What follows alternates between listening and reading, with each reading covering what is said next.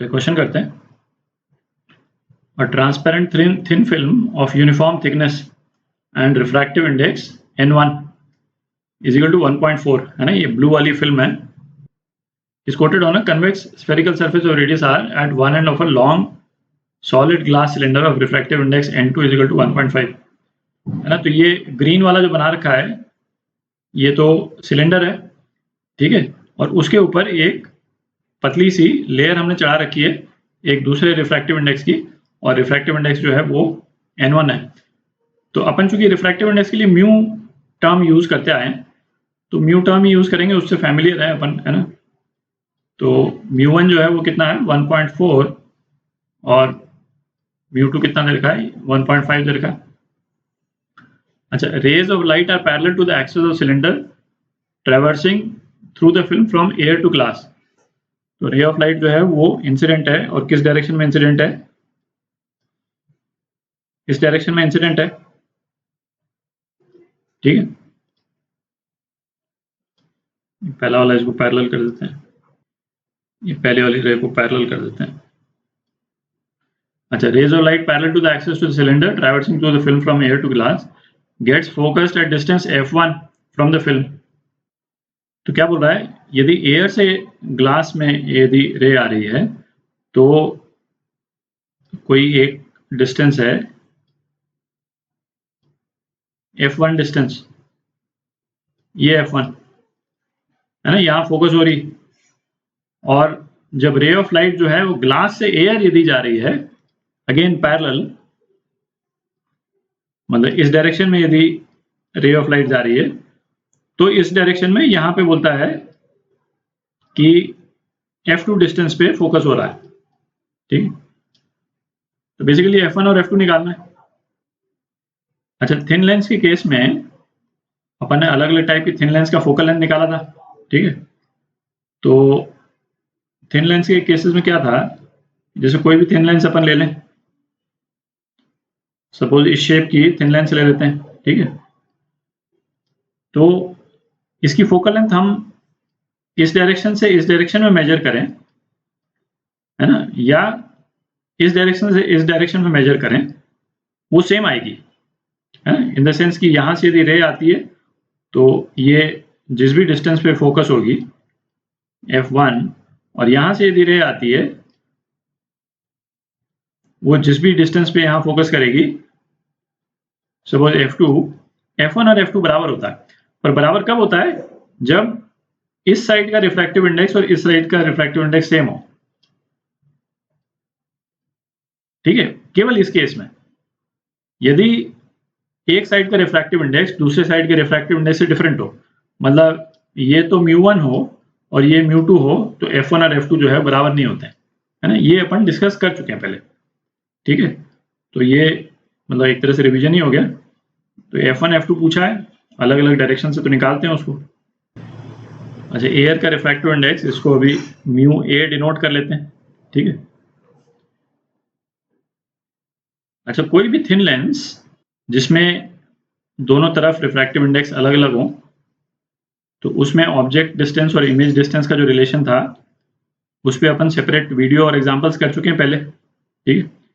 तो यदि वो आपको अच्छे से मतलब रिवाइज नहीं हो तो मैं सजेस्ट करूंगा इसको करने के पहले उसको एक बार जाकर के देख लें, क्योंकि उसका रिजल्ट अपन सीधा ही यूज करेंगे, ठीक है।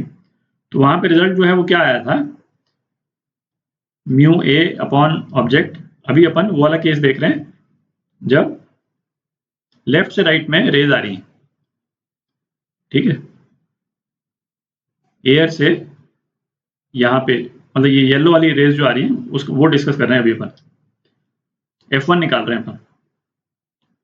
तो UA अपॉन O प्लस मतलब μ2 अपॉन इमेज, ये किसके बराबर होता था, μ1 माइनस μA अपॉन R1, है ना, ये फर्स्ट सरफेस R1 और ये second surface R2 plus μ2 minus μ1 upon R2, ये रिलेशन होता था, ठीक। तो इसमें μ1 μ2 तो अपन ने लिखा हुआ है, फिर μA जो है वो 1 है, ठीक। ऑब्जेक्ट डिस्टेंस क्या है, हर एक डिस्टेंस को अलग से ये लिख लेते हैं। ऑब्जेक्ट डिस्टेंस क्या है, इन्फिनिटी। इमेज डिस्टेंस तो निकालना है अपने को, R1। R1 क्या हो जाएगा, ये इंसिडेंट रेज जो है कन्वेक्स सरफेस पे गिर रही है, तो कन्वेक्स सरफेस पे गिर रही है, तो R1 जो है वो प्लस R हो जाएगा। ठीक है, R2 क्या हो जाएगा, R2 में भी जो इंसिडेंट रे होगी वो कन्वेक्स सरफेस पे गिर रही, तो R2 भी प्लस R हो जाएगा। ठीक है, तो ये सारी वैल्यू डाल देते हैं अपन। ठीक है, तो ये क्या आ जाएगा, 1/infinity प्लस μ2 है ना 1.5 by I is equal to, ये 1.4 minus μa 1 by R plus 1.5 minus 1.4 upon R. ठीक है, तो इमेज आ जाएगा ऐसे, इमेज डिस्टेंस, और इमेज डिस्टेंस जो है वो फोकल लेंथ के बराबर होगा। ठीक है, तो इसको f1 बोल देते हैं। तो ये कितना आ जाता है, f1 जो है वो 3r के बराबर आ जाता है। ठीक है, तो ये तो एक रिजल्ट आ गया आपके पास में, तो कौन सा ऑप्शन, ए ऑप्शन करेक्ट हो गया। ठीक है, अब f2 भी निकालना है अपने को इस तरफ से, तो f2 निकालते हैं। तो जब लाइट जो है वो इस वाले मीडियम से इंसिडेंट हो रही है ना, राइट से लेफ्ट इंसिडेंट हो रही है, तो अपना रिलेशन क्या हो जाएगा, μ2 upon object distance plus μa upon image distance is equal to μ1 by minus μ2 upon R1 plus μa minus μ1 by R2।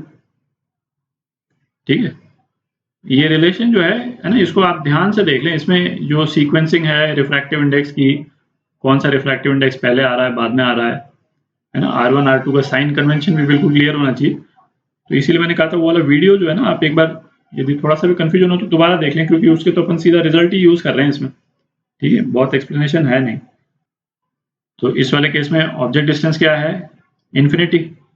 ठीक है, इमेज डिस्टेंस अपने को निकालना है R1 क्या हो जाएगा, ये कनकेव सरफेस पे पड़ रही है आपकी बार लाइट, R1 माइनस आर हो जाएगा, और उसी तरह से R2 भी माइनस आर हो जाएगा, क्योंकि कनकेव सरफेस है इस तरफ भी। तो ये वैल्यूज डालते हैं, तो μ2 अपॉन इन्फिनिटी है ना, क्योंकि ये तो जीरो ही हो जाएगा, plus 1 upon I is equal to μ1 minus μ2, मतलब 1.4 माइनस 1.5 अपॉन R1 है ना, R1 माइनस आर है, plus 1 minus 1.4 upon R is minus R. ठीक है, तो इस वाले केस में भी, इस वाले केस में फिर आई की क्या वैल्यू आ रही, जो f2 के बराबर होगी, फोकल लेंथ टू f2, तो ये कितनी आ जाती है, तो ये 2r आ जाती है। ठीक है, तो ये आपका f2 का रिजल्ट है, और सी ऑप्शन, तो सी ऑप्शन करेक्ट है। अच्छा, ये रिजल्ट तो अपन ले आए, ठीक है, इस तरीके से, क्योंकि अपने को ये वाला रिलेशन भी यूज करना आना चाहिए। बट इसमें एक चीज और देखें आप जरा, इसमें एक चीज देखें कि जब अपन focal length of thin lenses जब निकाल रहे थे, तो उस टाइम पे एक केस अपन ने डिस्कस किया था कि यदि कोई थिन लेंस का ये वाला शेप है, ठीक है, और जो रेडियस ऑफ कर्वेचर जो दोनों तरफ है वो सेम है ना, R1 क्या, R0 बोल देता हूँ इसको, और इसका भी R0, तो इसकी फोकल लेंथ कितनी हो जाती है, जो फोकल लेंथ का जो रिलेशन था 1/f is equal to mu minus 1/R1 minus 1/R2। ठीक है, तो इस वाले केस में ये म्यू माइनस 1 और ये क्या हो जाता है 1/R0 माइनस 1/R0। ठीक है, तो 1/f जो है वो 0 आ जाता है ना, ये केस अपन डिस्कस कर चुके हैं वहां पे।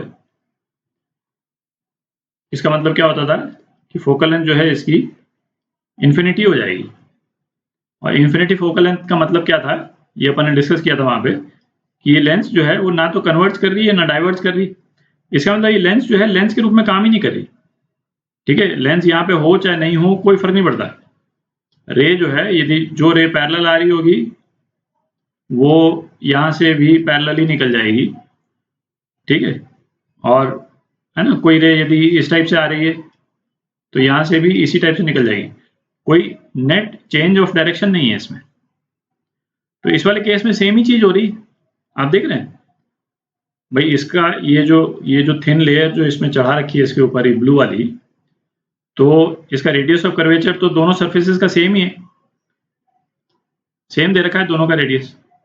ठीक है, तो यदि ये थिन लेयर यदि यहाँ पे नहीं भी होती तब भी कोई फर्क नहीं पड़ता, रिजल्ट अपना सेम ही आता। तो जैसे ये वाला जो अरेंजमेंट है वो किसके इक्विवेलेंट है, यदि हमारे पास में केवल ये ग्लास सरफेस होता है, ये ग्रीन वाला ग्लास सरफेस होता इस टाइप से, ठीक है, बिना इस ब्लू वाले लेयर के, तो इस ग्लास सरफेस का जो फोकल लेंथ आती है दोनों डायरेक्शन में वो और इसमें जो अपन लेकर के आए वो एग्जैक्टली सेम है। ठीक है, आप करके देख लें उसको, इस ब्लू वाले लेयर को हटा दें और निकाल के देखें कि पैरेलल रेज जो हैं इस तरफ से आती हैं तो कहाँ फोकस करती हैं और दूसरी तरफ से आती हैं तो किधर फोकस करती है। ठीक है, सेम रिजल्ट आ जाएगा। और इसको जैसे आप ये जो एक्सप्रेशन जो अपन ने निकाला था ना, जिस एक्सप्रेशन को अपन ने यूज किया था उस एक्सप्रेशन को भी आप ध्यान से देखिएगा, तो आप ये देखिएगा कि जो इस वाले ये ब्लू वाला जो सरफेस है ना, ये ब्लू वाली जो लेंस है इसके दोनों सरफेस से रिलेटेड जो दो टर्म्स आती हैं उस इक्वेशन में, वो दोनों टर्म्स एक दूसरे को कैंसिल आउट कर देती हैं, है ना। कैंसिल आउट इसलिए कर देती हैं क्योंकि वो आर जो है वो सेम है दोनों तरफ, दोनों सरफेस पे। आर सेम नहीं होता तब नहीं कर सकते थे, बट आर सेम है तो फोकल लेंथ जो है इन्फिनिटी हो जाता है। ठीक है, तो इस तरह से भी कर सकते थे अपन, बट अपने को वो है ना लेंस फॉर्मूला यूज करना जरूरी था, तो इसीलिए अपन ने उसको उस तरह से किया।